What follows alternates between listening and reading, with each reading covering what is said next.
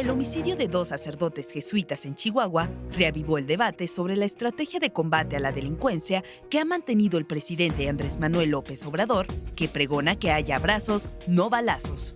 La fórmula que impulsa López Obrador en su cuarta transformación es atacar los orígenes de generación de delincuencia con mejores condiciones de desarrollo para jóvenes y familias que ante la escasez de oportunidades son presa fácil para ser reclutados por el crimen organizado. Era importante que abordáramos en Ruta 44 la estrategia que sigue el gobierno federal para enfrentar a la delincuencia organizada. Saludo con mucho gusto a mis invitados. Cecilia Lozano Meraz. Ella es profesora investigadora del Departamento de Estudios Jurídicos del Centro Universitario de Ciencias Sociales y Humanidades de la UDG. Cecilia, bienvenida. Muchas gracias. Radamanto Portilla Tinajero. Él es coordinador de la licenciatura en Gestión Pública del ITESO. Radamanto, bienvenido. Muchas gracias. Y Francisco Jiménez Reynoso, él es integrante del Observatorio de Seguridad y Justicia de la UDG. Francisco, de nuevo, bienvenido. Gracias por la invitación, Carlos. Bueno, me gustaría comenzar contigo, Cecilia, una primera introducción a este tema, la estrategia que ha seguido el gobierno federal con el presidente López Obrador para confrontar a la delincuencia. Bien, es complicado abordarlo así de pronto, la idea esta de abrazos y no balazos, sin contextualizar históricamente por qué esa posición, porque si no, no se podría comprender. De acuerdo.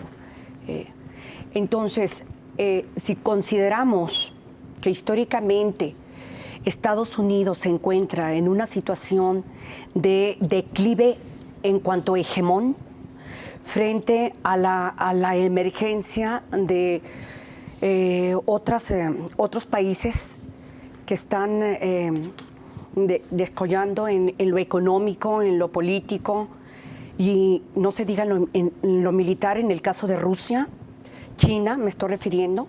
Entonces ya tiene que obligadamente que compartir, ¿sí?, esa hegemonía, pero además en el caso de Estados Unidos y su área de influencia y el G7, pues arrastran una crisis muy profunda, sistémica, del capitalismo en este lado del planeta, del lado occidental, de tal manera que tiene que llevar a cabo sus gobiernos, uno tras de otro, independientemente de que sean de un partido, el Partido Republicano o el Partido Demócrata, tienen que asumir los intereses de las principales clases económicas dominantes agrupadas en lo que viene a ser el complejo industrial militar, que es el que impulsa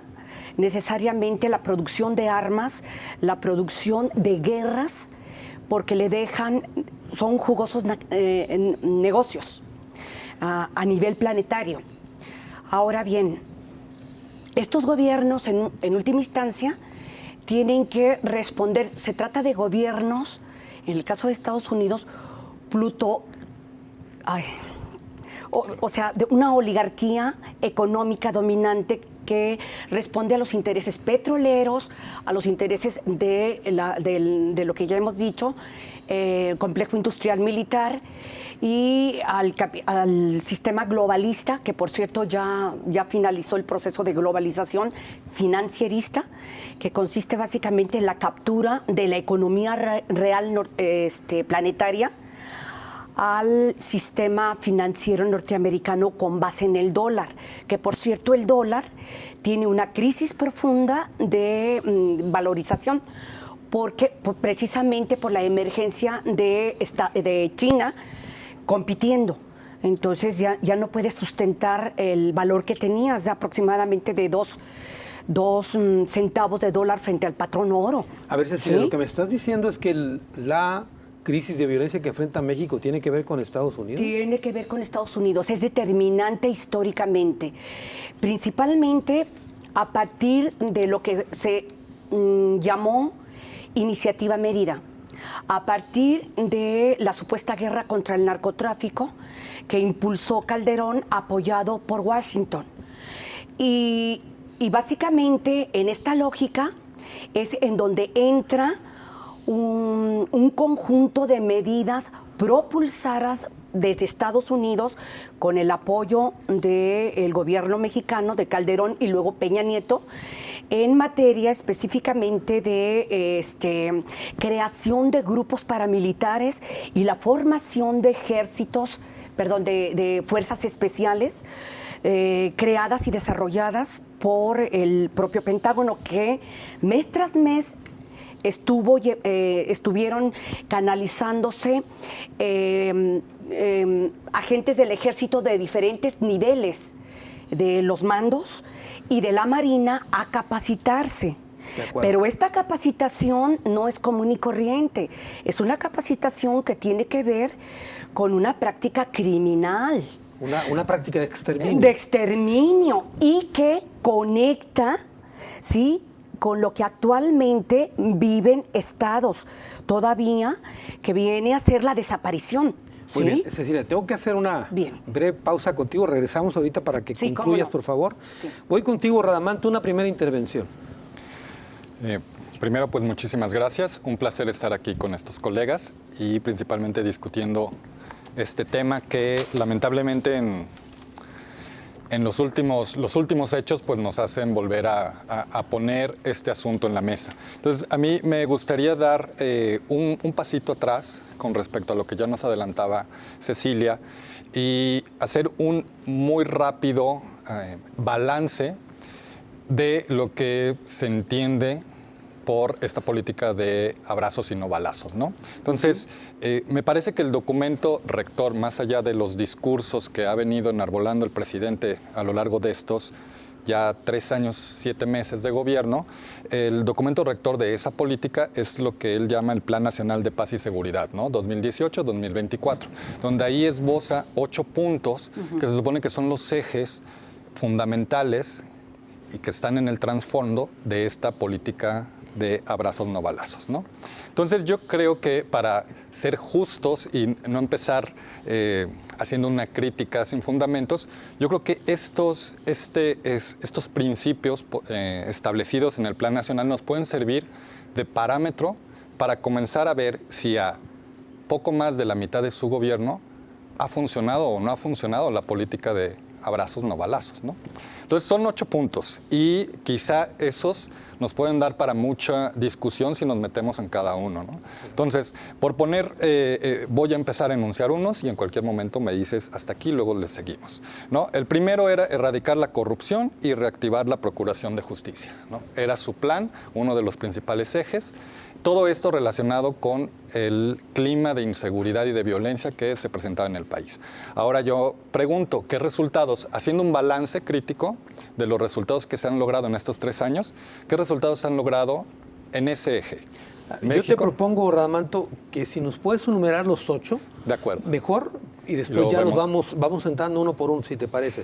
El primero era ese, erradicar la corrupción y reactivar la procuración de justicia. El segundo, garantizar empleo, educación, salud. El tercero, el respeto y la promoción de los derechos humanos. El cuarto, algo que él le llama, y tiene que ver con toda su lógica de sociedad, la regeneración ética de la sociedad. El quinto punto, reformular el combate a las drogas. Sexto punto, algo que le llama la construcción de paz y que ese me parece interesante y si en algún momento nos das oportunidad, plantea una postura con respecto a los criminales muy interesante. Séptimo punto, dignificación de las cárceles. Y octavo punto, reformular la idea, el concepto, el enfoque respecto a la seguridad pública, la seguridad nacional y la paz, y ahí es donde entra la Guardia Nacional, ¿no? Muy bien, ya están los 8 puntos, ahorita si quieres, conforme tú decidas, vas introduciendo cada uno de ellos. Una primera intervención, Francisco. Claro, no, definitivamente que hace falta, en mi opinión, un golpe de timón, hace falta replantear la estrategia, abrazos, no balazos, ya no funcionó, ya comienza la recta final de esta administración y estamos en una severa crisis en materia de seguridad. Recuerdo que en los años 80 nuestras autoridades en nuestro país, cuando había balaceras y muertos en algún lugar, nos decían que eran casos aislados. Ese era lo que nos decían en los 80s, 90s. Después, en el 2000, hacia la fecha, se están matando entre ellos. Están matando entre ellos, ¿no? Ahora, pues están matando a diputados en funciones, presidentes municipales en funciones, exgobernadores. Ya no dicen que están matando entre ellos, sino de qué estaríamos hablando, ¿no? Eso ya no se dice. Yo creo que estamos en una situación de sálvese quien pueda. A sacerdotes también. Ya tocaron precisamente a los jesuitas, y es cuando, pues ahora sí, de manera más enérgica, y pues ya no podemos decir que se están matando entre ellos, ¿verdad? Ya, esos discursos de las autoridades en su momento, pues ya están rebasadas, y sí hace falta un replanteamiento en materia de seguridad, en mi opinión, en nuestro país. No es posible que los delincuentes se sigan paseando por las plazas públicas, en camionetas, con armas largas, sabiendo que nadie los va a detener. Si el presidente cree que con su estrategia, que en mi opinión no es una estrategia, sino es un posicionamiento político, abrazos, no balazos, esa es una posición política, pero no una estrategia, pues entonces estamos en serios problemas. Lo que tiene que hacerse, voy a traer varias propuestas, en mi opinión, pero pues es, en primer lugar, hacer que se respete el Estado de Derecho. Ese es el reto de lo que resta de esta administración que ya está por terminar. Y varias cuestiones que creo que hace falta verdaderamente ajustar, claro, para mejorar la situación en nuestro país en materia de seguridad. Muy bien, Francisco. Tengo que hacer una pausa, es la primera, regreso con más del tema.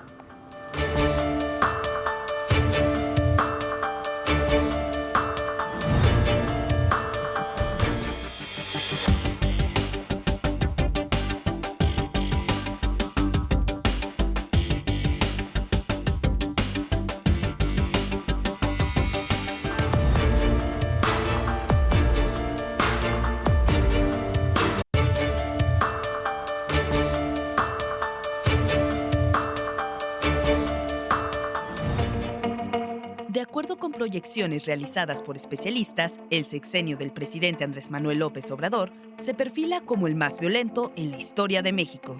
En 42 meses de gobierno, los crímenes han superado los registros durante la administración del panista Felipe Calderón, a quien el actual presidente acusa de haber iniciado una guerra contra el crimen organizado sin medir las consecuencias del baño de sangre que ha padecido el país.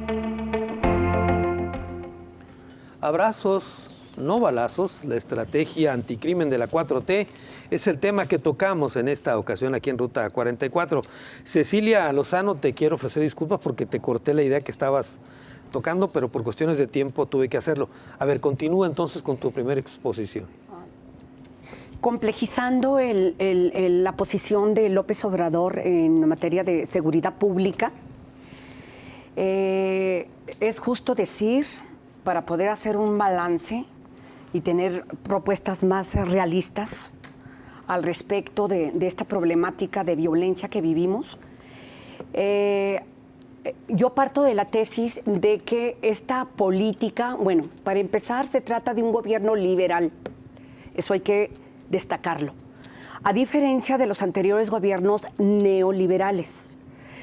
Es importante señalar esto porque los gobiernos neoliberales lo que hicieron históricamente es desarrollar y apoyar inversión, sí, a partir del Tratado de Libre Comercio, inversión norteamericana con el modelo extractivista de recursos naturales, en este caso del país, mineras, energéticos, agua, biodiversidad, etcétera, que requirieron del sometimiento y el disciplinamiento de poblaciones, de control de población, en donde se hizo uso de grupos paramilitares, para empezar, provenientes del crimen organizado, las mismas transnacionales con los niveles de gobierno, ¿sí? Para hacer desplazamientos forzados.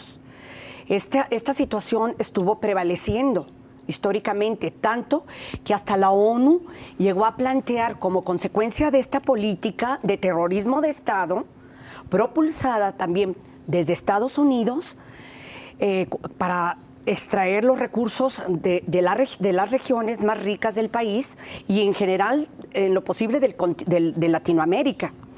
Lo que va a ocurrir es que se desarrolla una desaparición forzada sistemática, que año tras año la ONU estuvo denunciando, estuvo diagnosticando para el caso de México. Eso no debemos olvidar.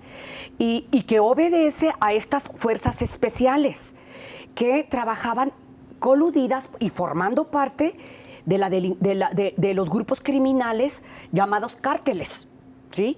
Y que hoy continúan. O sea, hay una continuidad de esto en la forma de una economía criminal que Luis Arizmendi llama capitalismo necropolítico, en donde está entretejido empresarios coludidos en el lavado de dinero regionalmente, porque pues ahora ya no pueden exportarse libremente, porque ya no hay esa impunidad. Ahora sí trabaja la unidad de investigación financiera.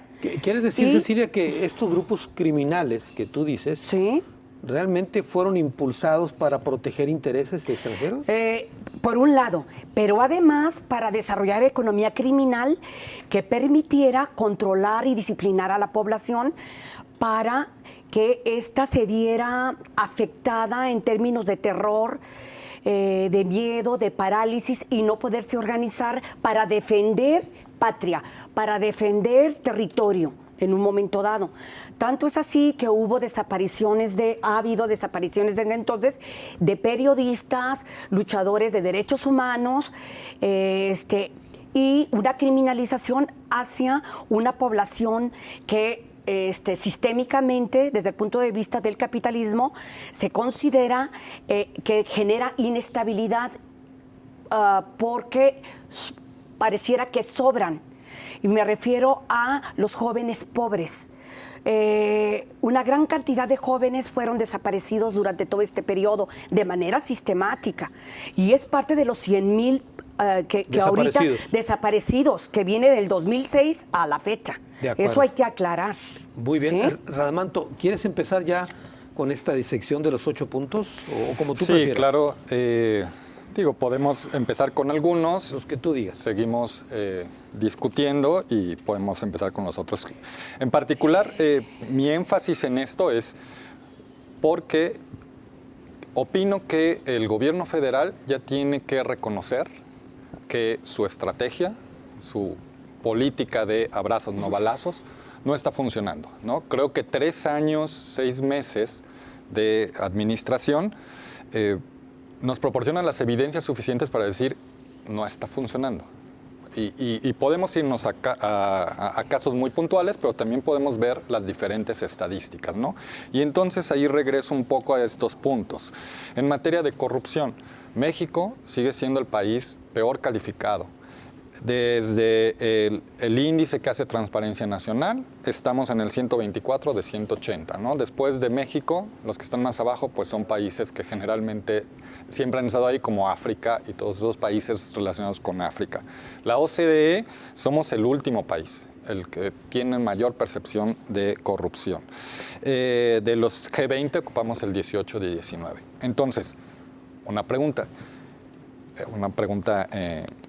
a la administración actual. ¿Ha habido avances en materia de corrupción? Tenemos casos ahí aislados que los han presumido, por cierto, pero en términos generales parece no haber funcionado. Impunidad, que es algo que tiene que ver con el Estado de Derecho. México sigue siendo, según los especialistas como México Evalúa o nuestro colega Guillermo Cepeda Lecona, tenemos un 94% de impunidad. O sea, no se resuelven los casos que llegan a la Procuración de Justicia, ¿no? Nunca llegan. Entonces, ante eso, Pues yo creo que ahí podemos explicar mucho lo que acabas de describir, ¿no? Delincuencia paseándose, pues porque saben que la probabilidad de ser atrapados y luego castigados es casi nula. Es casi nula. Y en un delito que debería de ser de los que más se persiguen, como los homicidios, pues se da igual. No, no tengo el dato exacto, pero no se persiguen, y más cuando se categorizan como productos del crimen organizado o de actividad criminal. Esos entran en carpetas que llegan a ser archivadas, ¿no? Garantizar el empleo. Su gran programa, ¿cuál es? Jóvenes construyendo el futuro, el cual instituciones como Coneval han demostrado que está mal diseñado, que ni logra que los jóvenes se inserten en el mercado laboral, que no se seleccionan bien a los aspirantes y que no es suficiente lo que se les da como para lograr esa inserción en el mercado laboral. Entonces, y ahí está, ¿no? Y lo dice una institución. Respeto y promoción de los derechos humanos. Y ahí hace un énfasis el gobierno actual relacionado con el uso de la fuerza pública. Y en eso sí hay que reconocer, bajaron las denuncias de violaciones de derechos humanos de parte de las Fuerzas Armadas y de algunas policías. Y también hay que reconocer. Esto que le llaman la fuerza letal, es decir, cuando el ejército se enfrenta a grupos criminales y la cantidad de personas que fallecen de esos enfrentamientos, bajó. Esta investigadora Magaloni fue la primera que sacó ese índice, y con los sexenios anteriores decía hay una gran fuerza letal de parte de las Fuerzas Armadas. Sí bajó actualmente, pero justamente creo que tiene que ver con esto, ¿no? No nos metamos, no enfrentemos cuando hay necesidad de enfrentar, y entonces más bien hasta estos casos como donde van a detener a un criminal y más bien lo dejan ir para evitar la confrontación. Yo preguntaré ahí, se han incrementado las desapariciones. Eso es una violación a los derechos humanos y eso no se está atendiendo, claro, ¿no? Entonces, aquí lo dejo para dar voz a los demás y después, si quieren, continuamos con algunos otros puntos. Francisco Jiménez Reynoso, la estadística va a la alza. En una cápsula decía que si sigue la estadística, este sexenio va a terminar con el mayor número de homicidios violentos, dolosos, sí, claro, en la historia de México. Carlos Salinas de Gortari, 76,767. Ernesto Zedillo Ponce de León, 80,671. Fox, 60,000, redondeando.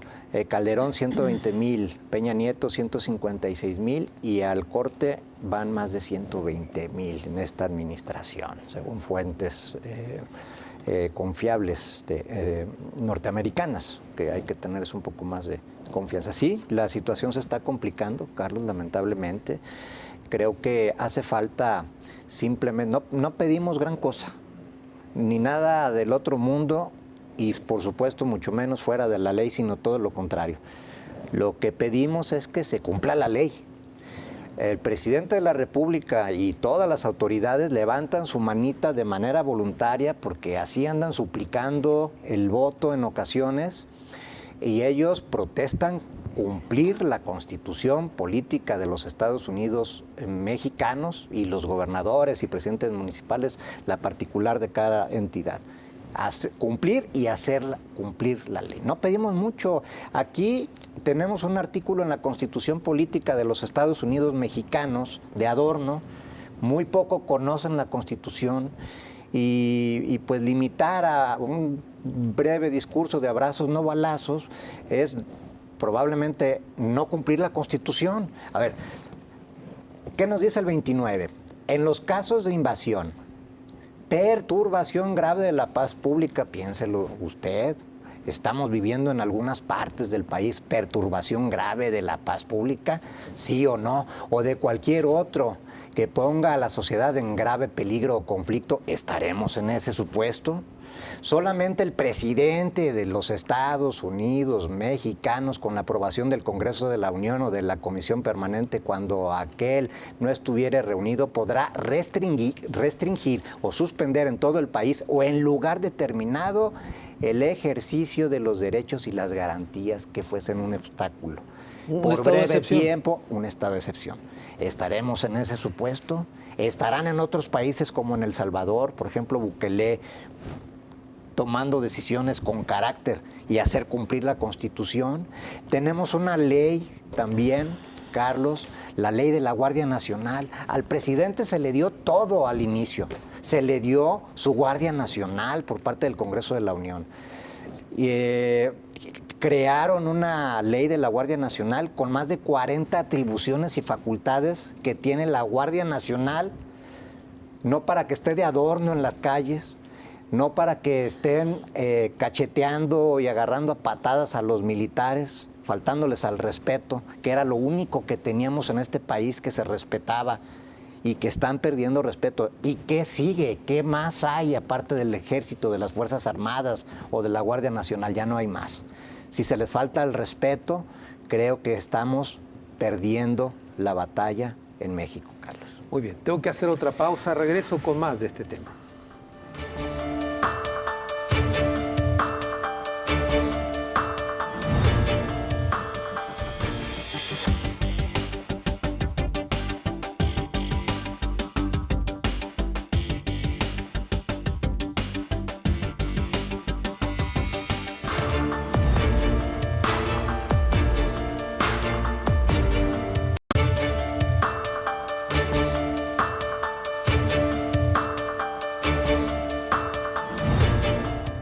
El presidente López Obrador sostiene que la violencia que vive México es una herencia que recibió su gobierno. En concreto, señala al exmandatario Felipe Calderón, quien con su guerra a los cárteles le habría dado un garrotazo al avispero. Sin embargo, analistas advierten que antes por perseguirlos había miles de muertos y ahora que no se persiguen, la violencia es todavía mayor. Abrazos, no balazos, la estrategia anticrimen de la 4T, el tema que tocamos en Ruta 44. Cecilia Lozano, ¿cómo entender entonces esta fórmula? Abrazos, no balazos. ¿Cómo llegó el presidente a sugerir este tipo de estrategia? Contrario a la lógica que se venía realizando anteriormente en seguridad nacional y en seguridad pública, en acompañamiento con agencias norteamericanas y el Pentágono a través del Comando Norte, en donde tenía o está formando, y de hecho de algún modo para los norteamericanos sigue formando parte el Ejército Mexicano y la Marina, en lo que ellos consideran el Comando Norte. Bien, ante esa lógica injerencista, la postura de López Obrador como gobierno de configuración liberal nacionalista, lo que está haciendo en política pública, lo debemos ver básicamente en sentido contrario, como un posicionamiento de rescate de soberanía nacional. A ver, espérate, ya no le vamos a entrar a este juego perverso de la guerra contra el narcotráfico, no sirvió para nada, al contrario, destruyó tejido social, ¿sí? Y se desarrollaron al máximo los mercados de las drogas. Y se atomizó y se volvió más caótico la competencia a muerte por los mercados locales en la región. Esto no nos llevó más que a eso. Entonces ya no le entramos, suspende la guerra contra el narcotráfico y al mismo tiempo la iniciativa Mérida. Y entonces desarrolla una política nacionalista en donde en cada región constantemente se está haciendo valoración de qué es lo que está ocurriendo y qué medidas tomar, ¿sí? Constantemente. Eso es con el gabinete de seguridad en donde se están reuniendo. Aquí el problema que tenemos que ver y por qué no funciona esto, porque se nos olvida a veces, es las inercias que hay institucionalmente a nivel político, policíaco, judicial, de todo todo este mundo de recursos humanos que están por debajo del gobierno federal y que tienen que ver con una lógica que opera con el crimen organizado. O sea, siguen las complicidades muy fuertes a nivel regional. Pensemos en la Fiscalía de Jalisco, simplemente. Eso explica por qué no hay investigación de los desaparecidos, definitivamente. Eso explica por qué a nivel nacional el caso Ayotzinapa no avanza, por más que se quiera, porque hay complicidades abajo, ¿sí? Entonces, no es fácil desatorar todo esto. Y en automático, no porque venga un gobierno nacionalista, un gobierno que busca restituir soberanía en el país y reconstruir tejido social, bienestar social, observancia de derechos humanos, seguridad humana, no puede ser en automático, porque hay todas estas inercias que ahí están. Entonces, estas inercias, estas complicidades se construyeron en el transcurso de 35 años. No es de la noche a la mañana que en el transcurso de un sexenio podamos ver inmediatamente resultados de una política que a mi juicio es la correcta.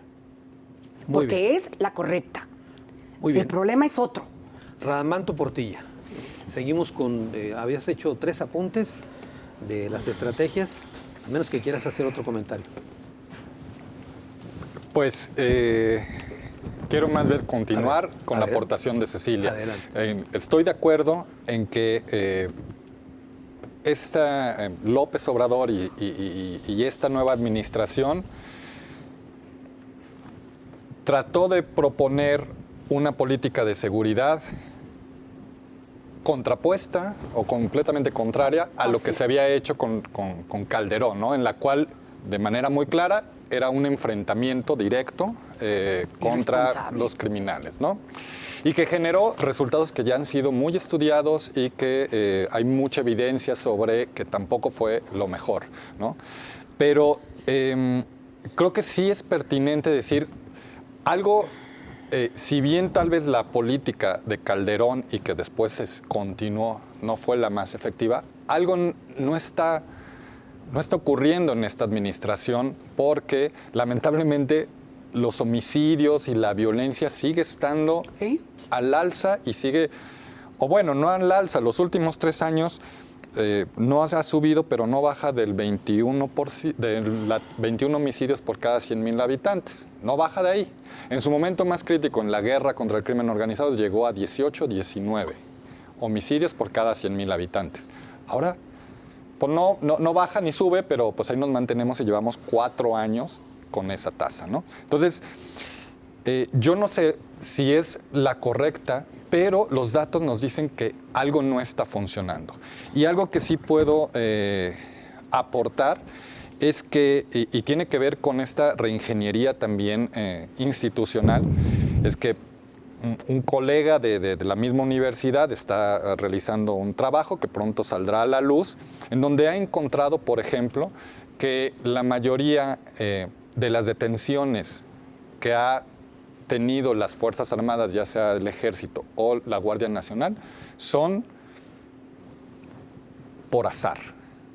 O sea, se los encuentran, los detienen. O sea, no es producto de una investigación. Exacto, ese es mi punto. O sea, yo no sé cuánto tiempo tenemos que esperar en una administración justamente para ver resultados de ese tipo. O sea, que haya un poco más de inteligencia, que haya un poco más de estrategia, que se use más la evidencia para tener resultados un poco más evidentes y más tangibles, ¿no?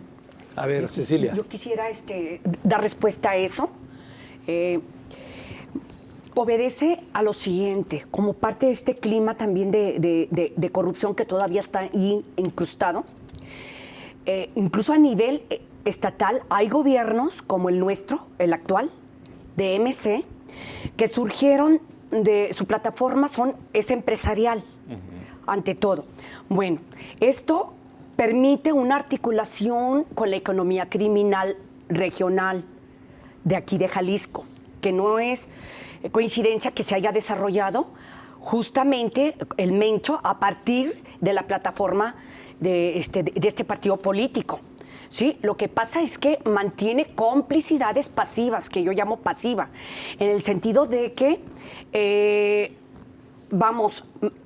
se genera una impunidad con las prácticas criminales de la desaparición forzada, de los homicidios dolosos, etcétera, debido a que hay simulación. Esto es, hace una simulación de coordinarse con los 8, para hacer viable los 8 puntos del programa federal en materia de seguridad pública, pero es simulación, nada más. No hay coordinación con la policía estatal y municipales, ¿sí? De tal manera que estas fuerzas quedan libres al servicio en un momento dado del crimen organizado y de esta economía. Un minuto, Radamanto. No, y coincido con esa parte. Hay algunos casos de éxito por ahí que si nos da tiempo podríamos hablarlo, pero justamente uno de esos elementos, y ese es un estudio que coordina Sergio Aguayo, del Colegio de México, con el caso de La Laguna, donde una de las cosas, uno de los factores que encuentra como decisivo es esta coordinación en los 3 niveles de gobierno. Determinante. A ver, Francisco, ¿se requieren más de 6 años para implementar esta estrategia? Es lo que plantea Cecilia. Se requiere de una vez actuar y profesionalizar a las Fuerzas Armadas, a la Guardia Nacional, a las policías municipales. Eso se debió de haber empezado desde el inicio de la administración. Vamos muy tarde. Y eso es lo que tiene que hacerse a partir de ayer. Profesionalizar a las policías municipales, que están cooptadas en no pocas ocasiones por la delincuencia organizada. Ese es el eslabón más débil.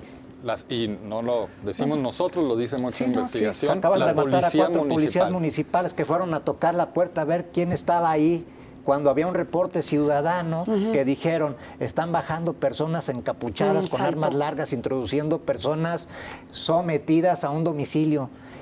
Ahí deben de rodar cabezas por los responsables que dieron esa orden a policías que no están capacitados, les costó la vida. Así es. No son héroes, son víctimas del sistema. Vivimos en una ineptocracia, estamos en manos de ineptos en materia de seguridad.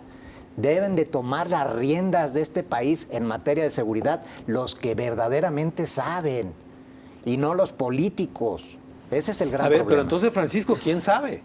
No, pues hay expertos, hay estudiosos. El problema es de que los políticos ponen a sus amigos, ponen a sus cuates. El tema que ponía el maestro Portilla de mejorar la procuración y administración de justicia, pues el presidente puso a un cuate que trae muchos problemas personales que mejor debería dedicarse a resolverlos. Hablo de Gertz Manero, y no puede tener cabeza ese señor para resolver sus problemas familiares, que trae muchos problemas, y también al mismo tiempo estar con un problema tan grande como es el de la Administración de Justicia en México. Radamanto hablaba de la Policía Municipal como el primer eslabón. Así es correcto. Pero a ver, el último eslabón se supone que era el Ejército, y el Ejército anda construyendo trenes, de albañiles, aeropuertos, etcétera, etcétera. Sí, vamos viendo, dándole un vistazo a las atribuciones y obligaciones de la Guardia Nacional, para que no nos digan y no nos platiquen. Y usted profundice esta ley que es pública.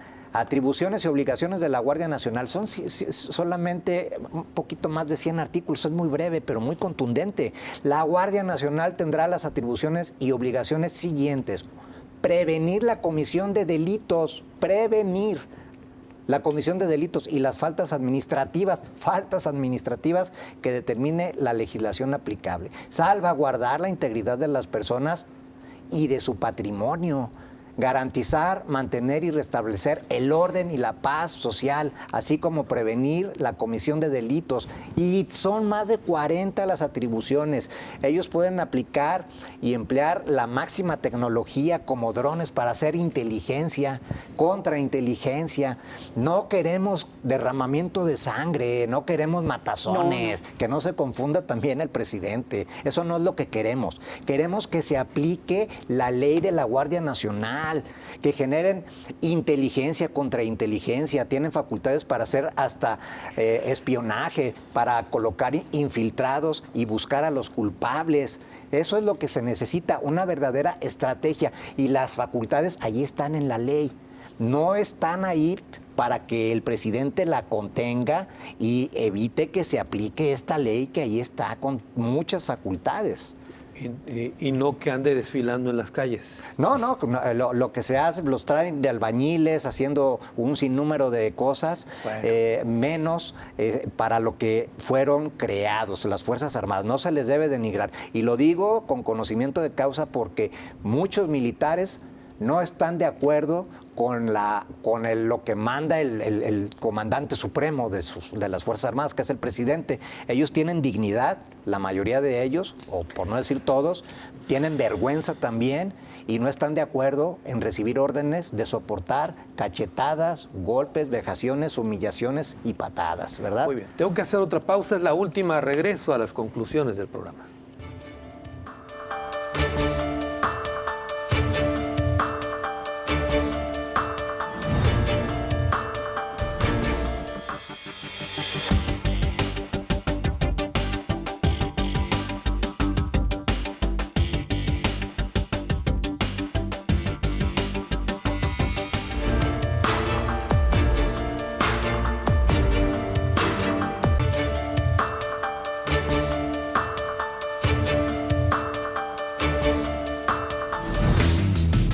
El presidente Andrés Manuel López Obrador insiste en que su estrategia de abrazos no balazos está funcionando, aunque lleva tiempo ver los resultados. Aclaró que no se equivocó al decir que también hay que cuidar a los delincuentes porque son seres humanos y desestimó las peticiones de partidos de oposición, analistas y hasta la Iglesia Católica de revisar y hacer ajustes en la estrategia de combate al crimen organizado. Insistió que, para mantener la paz, hay que ser buenos para ser felices. Abrazos, no balazos, de estrategia anticrimen de la 4T, el tema que tocamos. En esta ocasión en Ruta 44 estamos llegando a la parte final del programa. Vamos ahora a las conclusiones. Comienzo contigo, Cecilia. Bien, yo considero que sí es una política correcta, pero hasta en el largo plazo. No hay que dejarnos llevar por la finta de los resultados inmediatos, actuales que tenemos.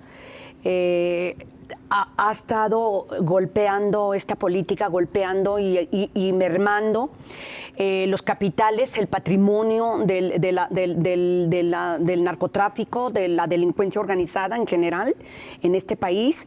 Y eso explica por qué tanta desaparición forzada en regiones, por el faltante de fuerza de trabajo. Esclavizan a los jóvenes que secuestran, porque estos jóvenes, o sea, los jóvenes pobres, ya se ha impactado la política pública de empleo y de capacitación.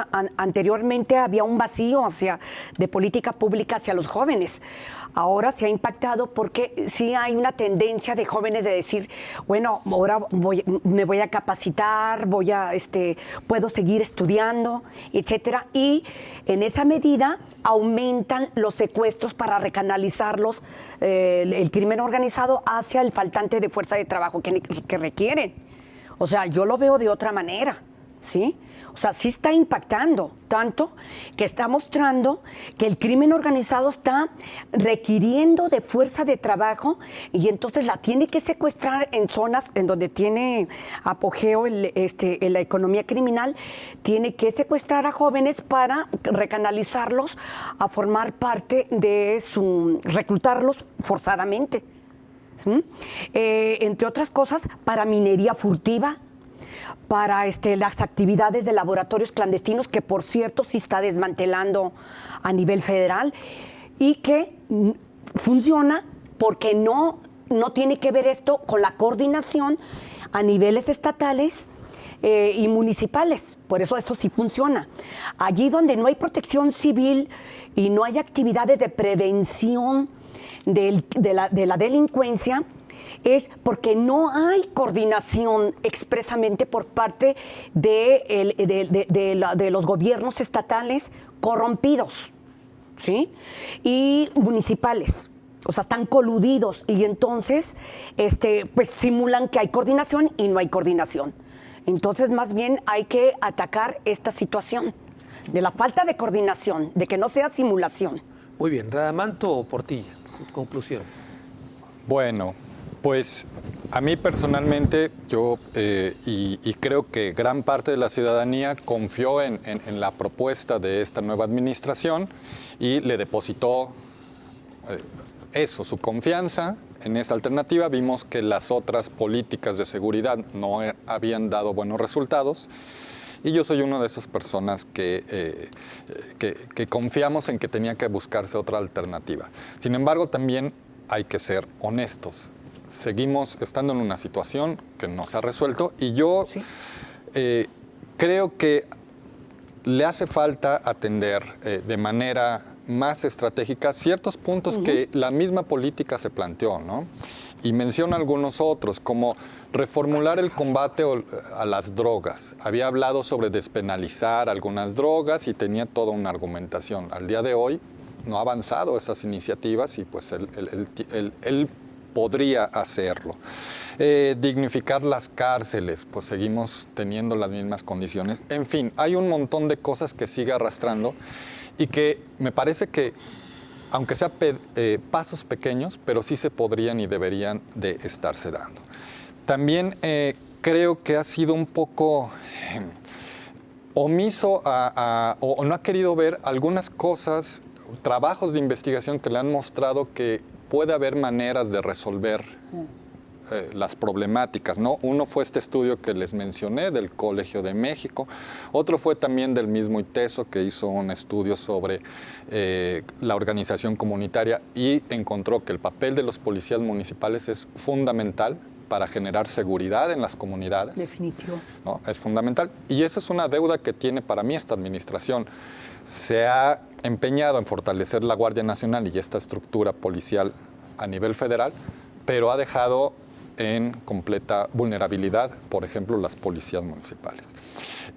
Yo le pediría también, creo que es algo que nos debe un poco, más transparencia, más generación de información.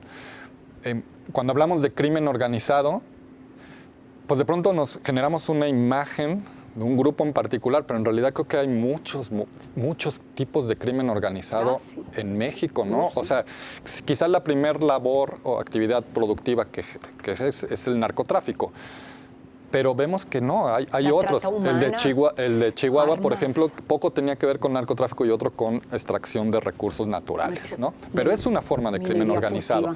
Entonces necesitamos, lo que habíamos mencionado, inteligencia, trabajo con datos, saber exactamente un poco más sobre sus actividades. Tal vez ellos lo sepan en las instituciones, no lo dudo, pero al menos públicamente es muy difícil saber todas esas dinámicas, si tienen datos e información al respecto.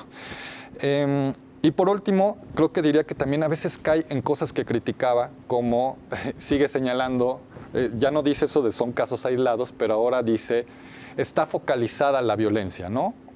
Y perdón, pero a mí creo que políticamente también es un error que debe de evitarlo, como decir, pues está ya no dice se están matando entre ellos, pero sí está señalando que ese problema supuestamente ocurre nada más en una parte del territorio mexicano y que cuando ves sus propios datos, pues es en 11 estados del país, es decir, en una tercera parte de nuestro territorio. Si fuéramos un país de Europa, pues sería otra nación, ¿no? O sea, hay un conflicto.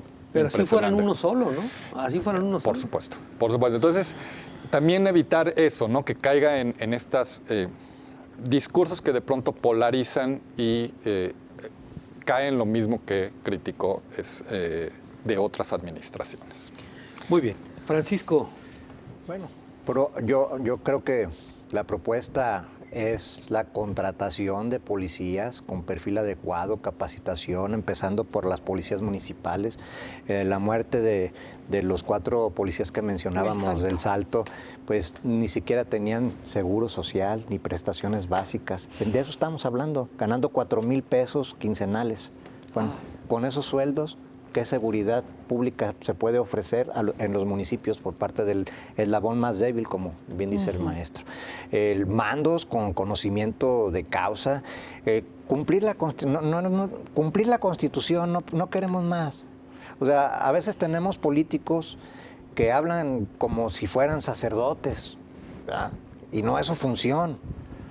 la función de los sacerdotes es otra cosa. La de un gobernante, la de un político, pues otra cosa, y la de un gobernante es otra.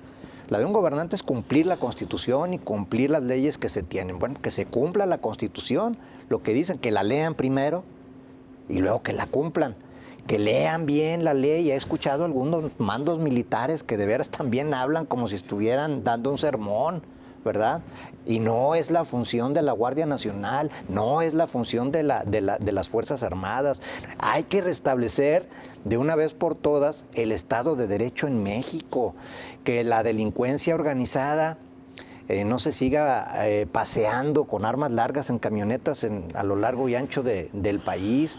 Casos de corrupción, pues nos lo tienen que señalar de otro país como Estados Unidos, el caso de Ameca. Aquí a todos les tomó por sorpresa cuando Estados Unidos, a través del Banco del Tesoro, dice, bueno, pues aquí tenemos una persona, y cuando ellos lo dicen, los norteamericanos, que una persona está agarrándole dinero al cártel Jalisco Nueva Generación, pues es porque tienen los pelos de la burra en la mano. Entonces ahí dicen, bueno, y además era el coordinador de la región Valle, nada más y nada menos que de 14 municipios.